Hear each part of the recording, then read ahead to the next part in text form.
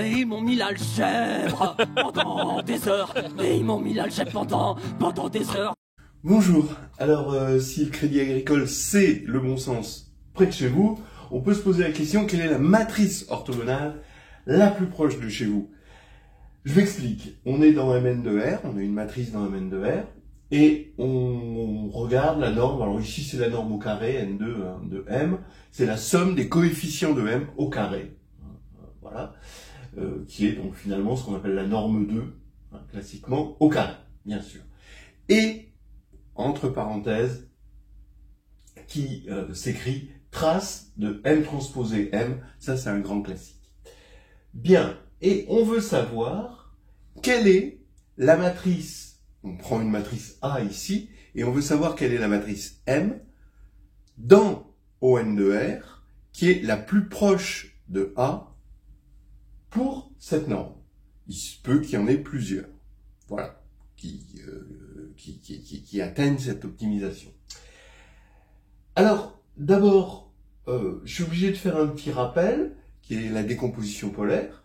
Je vous rappelle que si A est inversible, donc dans GLN de R, on a l'unicité d'une décomposition polaire, c'est-à-dire d'une décomposition où A égale OS, avec O dans ON, le groupe orthogonal, et S, une matrice symétrique définie positive, c'est-à-dire qui définit une forme quadratique définie positive, et aussi qui est caractérisée par le fait qu'elle est diagonalisable en base orthonormée avec des valeurs propres strictement positives.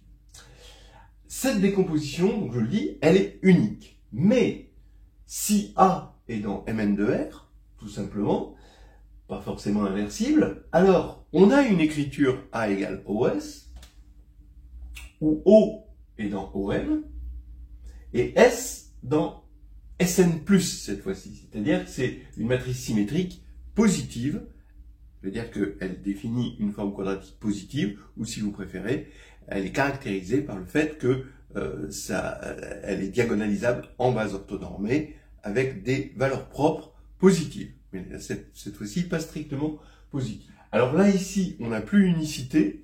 On n'a pas unicité de O, en fait, mais on garde l'unicité de S. Entre parenthèses, S reste toujours la racine carrée de A transposé A, et qui est unique quand on la prend dans Sn+, d'accord, quand on la prend là-dedans. Alors allons-y pour le théorème. Soit A dans Mn de R et M dans ON. Alors, la distance entre A et M est minimale si et seulement si A égale MS est une décomposition polaire de A. Je ne peux pas dire la décomposition parce que c'est pas unique à partir du moment où A n'est pas inversible. Voilà. Bien, on peut se convaincre un petit peu sur le plan complexe de ça avec un tout petit dessin. On prend Z dans le plan complexe, il a une décomposition polaire R exponentielle de Iθ avec R strictement positif.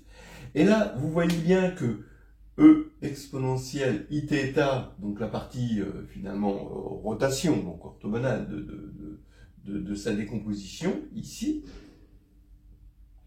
c'est lui, c'est bien le projeté, en gros, ce qu'on pourrait appeler le projeté orthogonal de Z sur le cercle. Donc la distance la plus courte qu'on peut trouver entre Z et un point du cercle, pour la norme, pour la norme naturelle de C, eh bien, dans le quadratique, eh bien, c'est le EIθ, tel que Z égale R EIθ avec R positif. Voilà.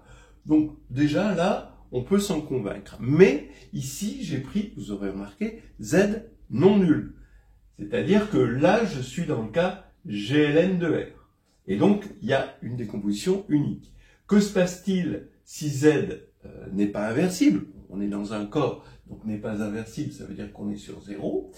Eh bien, ici, quelle est la décomposition de 0? Le R, c'est 0. D'accord? R, c'est 0. 0, c'est 0 fois n'importe quelle exponentielle de Iθ.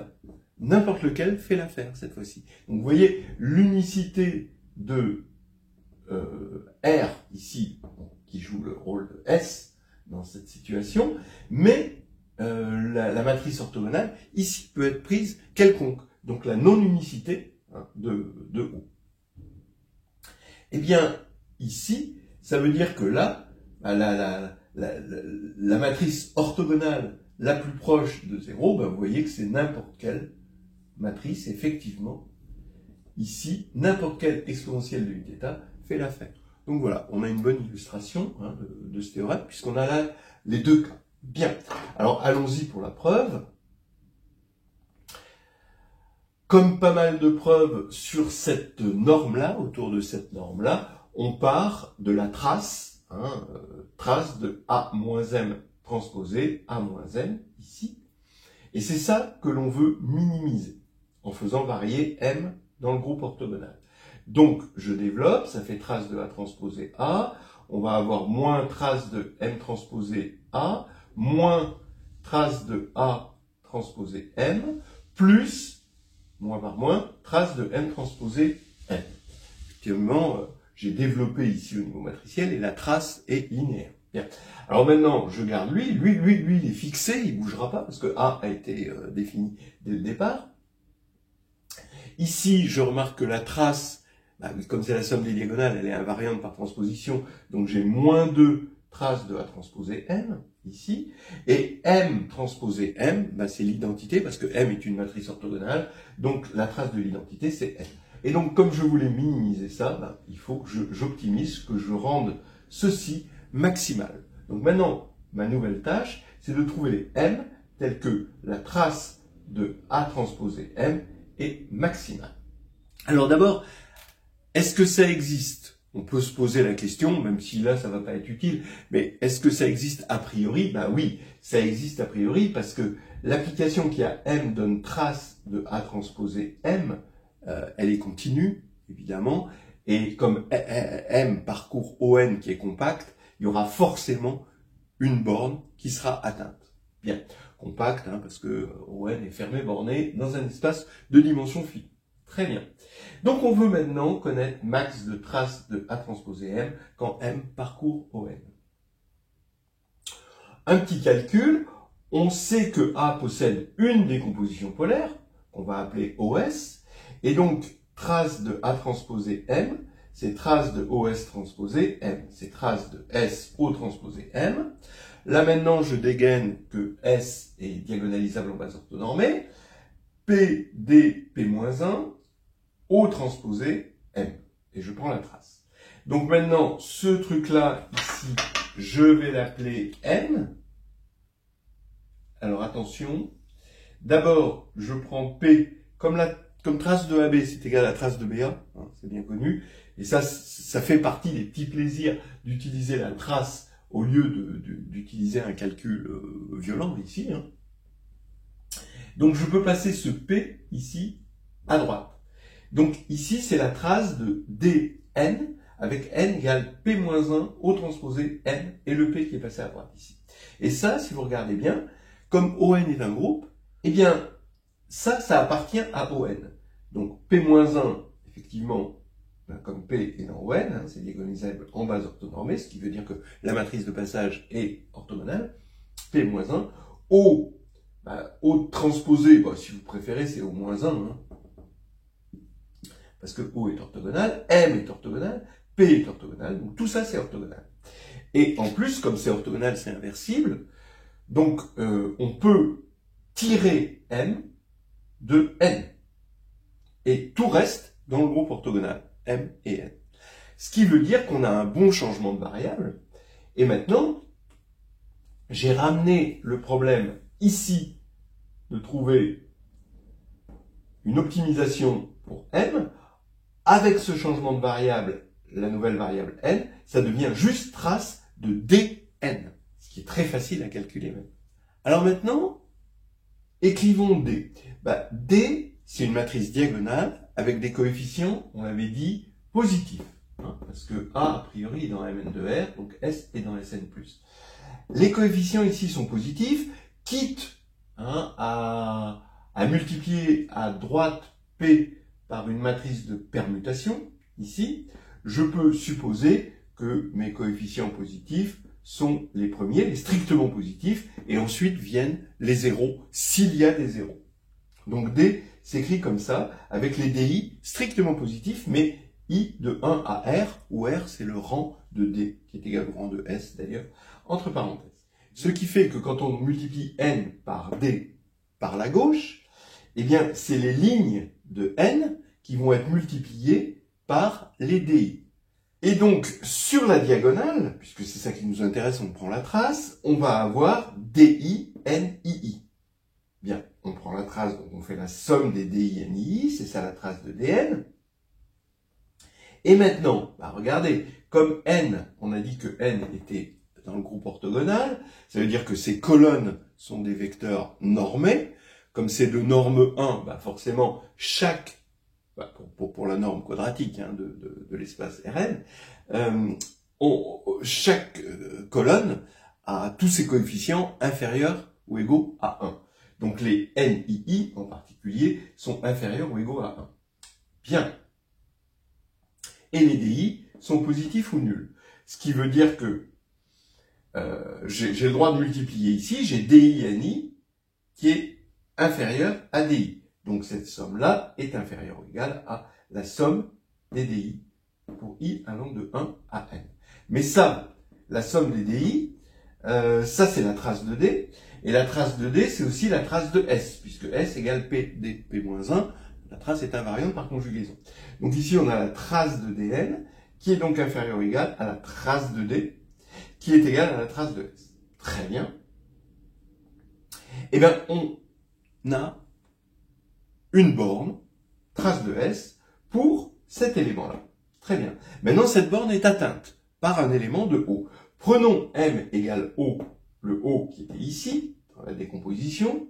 Je suis en train de montrer le si de mon théorème, c'est-à-dire si M est la composante d'une décomposition polaire de A, donc en fait la M égale O, alors regardez, la borne va être atteinte. La trace de A transposée M, c'est la trace de SO transposé O, qu'on a vu ici, c'est déjà calculé ici.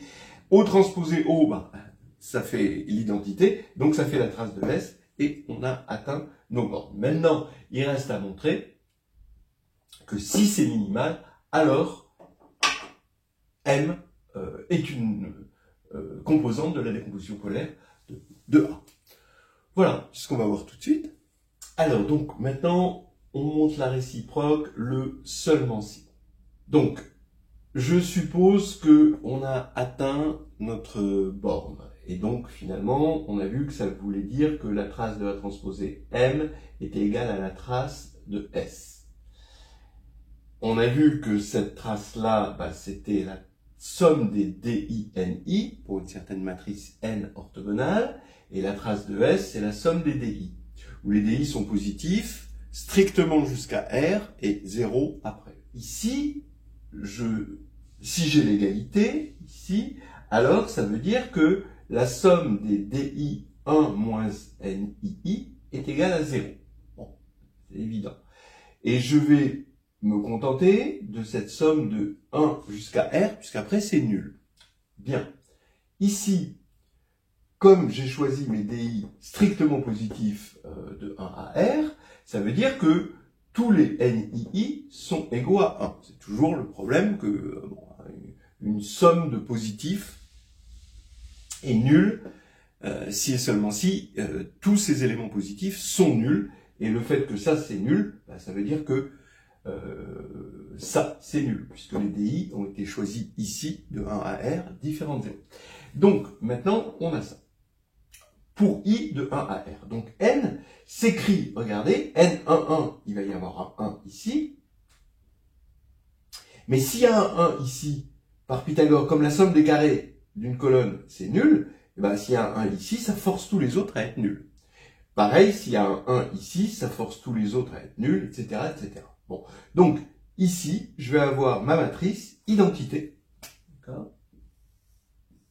de taille R. J'ai un bloc diagonal et des zéros en dessous.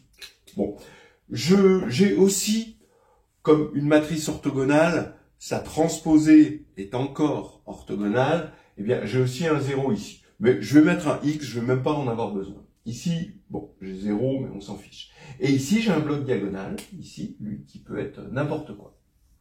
Donc maintenant, j'ai MS, d'accord, et je vais vous montrer que MS est égal à A. Comme ça, j'aurai bien une décomposition polaire. Donc MS, bon, je remplace M par O, P, N, P-1. D'accord, c'était ça sa valeur dans le changement de variable. Fois S maintenant. Mais S, c'est P, D, P-1. Donc les P s'éliminent, ça fait O, P, N, D, P-1. Mais ND, quand vous multipliez D à droite, ben vous multipliez chaque colonne par les DI, ce qui fait que tout ça, c'est annulé. Et ici, ben, vous allez retrouver les DI. D'accord? Donc ça veut dire que vous avez les DI ici, les zéros là, et ben ça veut dire que vous retrouvez la matrice D. Donc ND, d'après cette forme de la matrice N, c'est exactement D. Donc vous avez O, P, D, P-1. P, D, P-1, ben, c'est S, donc ça fait OS, donc ça fait A. Voilà, on a trouvé la matrice orthogonale la plus proche de chez nous pour cette norme-là. C'est dans le carnet de voyage en analyse temps.